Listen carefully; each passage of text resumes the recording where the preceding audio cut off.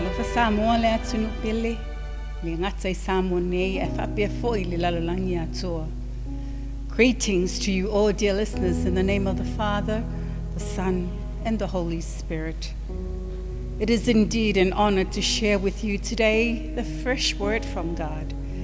Shall we all come together and worship Him? A prayer of invocation. Let us pray.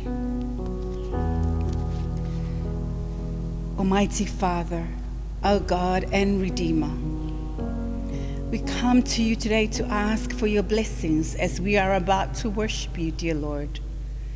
Before that, we humbly ask for your Holy Spirit to come and be with us. Help us to worship you in truth and faithfulness.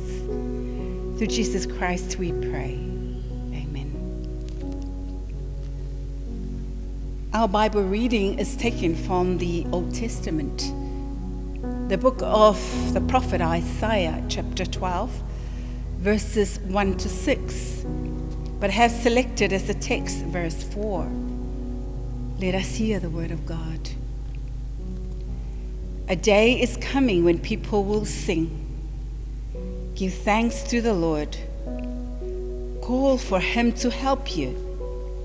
Tell all the nations what he has done. Tell them how great he is. May God bless us through the reading of his most holy word, and may his name be praised now and forever. Amen. Our theme for today, according to the UCCS lectionary, tell out my soul. Ta la'iatu lo wangangai. The book of Isaiah is one of the most loved books of the Bible. It is perhaps the best known of the prophetic books. It contains such and much factual materials about the society of Israel around the year 700 BC. Besides pointing out the shortcomings of the people, the prophet noted that God always has a remnant of believers through whom he works.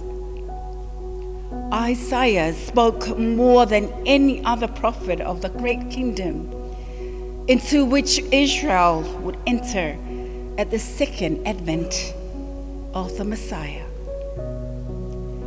The prophet discussed the depths of Israel's sins and the heights of God's glory and his coming kingdom.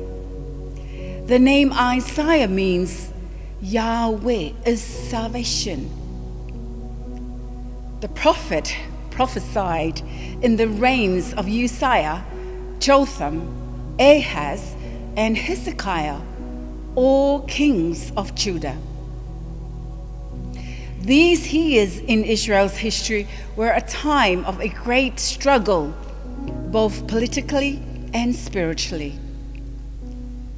The northern kingdom was deteriorating politically, spiritually, and militarily, and finally fell to the Assyrian Empire in 722 BC. The southern kingdom of Judah looked as though it too would collapse and fall to the Assyria, but it withstood the attack. In this political struggle and spiritual decline, Isaiah rose to deliver a message to the people in Judah. His message was that they should trust in the God who had promised them a glorious kingdom through Moses and David. Isaiah urged the nation not to rely on Egypt or any other foreign power to protect them, for the Lord was the only protection they would need. Today's reading is Isaiah's primary purpose, a reminder to us and all his readers of the special relationship we had with God as true members of his church and his special covenant community. Isaiah was calling the people of Judah back to the proper covenantal relationship with God. Chapter 12 of the book of Isaiah stresses that when the remnant is regathered to the land, they will rejoice. The two stanzas in this chapter that are each introduced by the words, "In that day you will say," as in verses 1 and 4.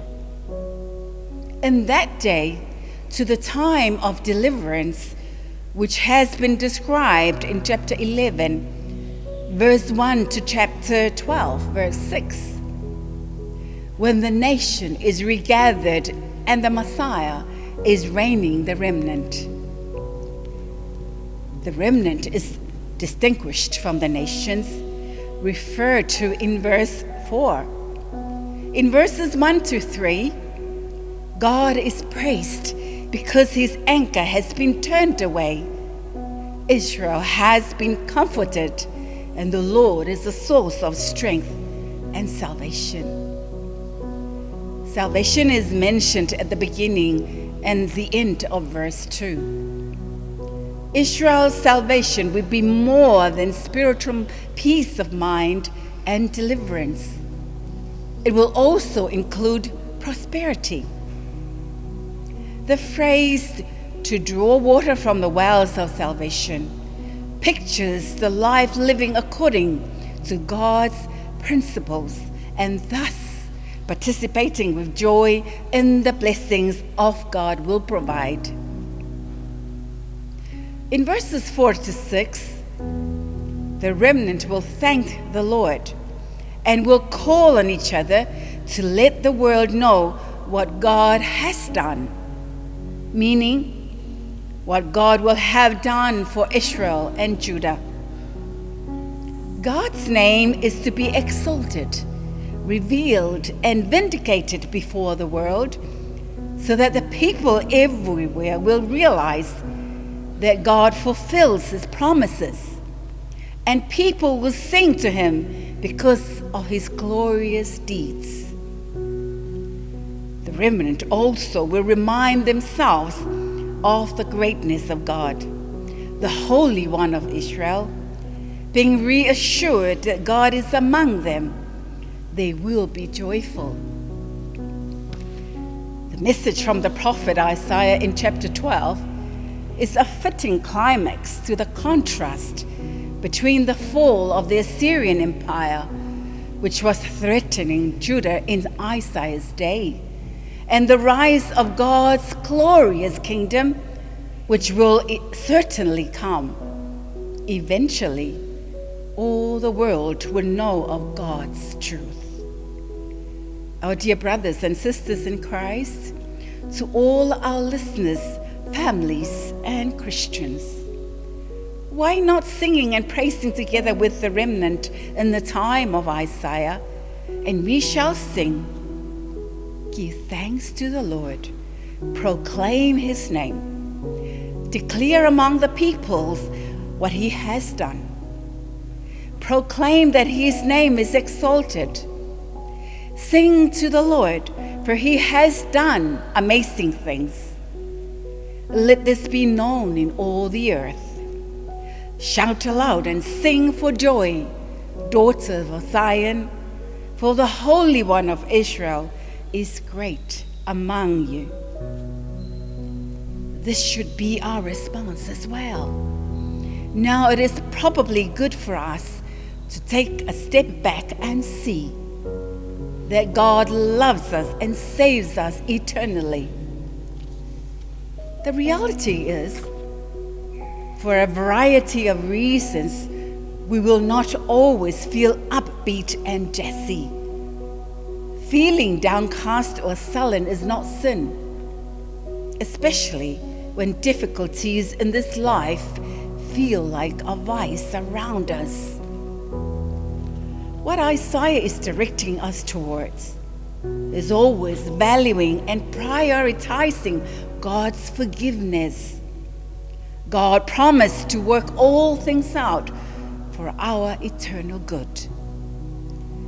When nothing is going right and we grieve the decision we made or the action taken or the words we've spoken, we hold God's forgiveness fast to our hearts and His assurance that He will turn our weeping into rejoicing, and that the present troubles we endure, that no comparison to the glory that will be given to us in eternal life. As believers in Christ, we have been given incredible authority through our relationship with Him. Along with this authority, however, comes a great responsibility to live our lives in a way that honor God and reflects His love to the world around us. This means making God the center of our lives and seeking to know Him more deeply through prayers, Bible studies, and fellowship with other believers. This includes not only those who are easy to love, but also those who are difficult or different from us. We are called to show God's love and compassion to all people, regardless of their background, race, social status, and religion. To God be all honor and glory, from now and forever. Amen. Let us pray. Heavenly Father, we thank You for Your goodness and Your mercy and Your gracious love upon us every day. We thank You for Your blessings for every one of us. We thank You for this new day, the strength and the breath, so we may be able to work and to praise Your name. Thank You, Lord, for Your Son, Jesus Christ, who died for us to be saved and to glorify Your name. Merciful Father, look upon us with love. We confess we are sinners before You. We tend to fail You because of our selfishness and our weaknesses. Forgive us, Lord, and help us to bring closer to You, so we may never fall from evil doings. Forgive those who hate us, and help us forgive others. Forgive us, dear Lord, through Your precious blood. Almighty God, we ask for Your blessings upon us.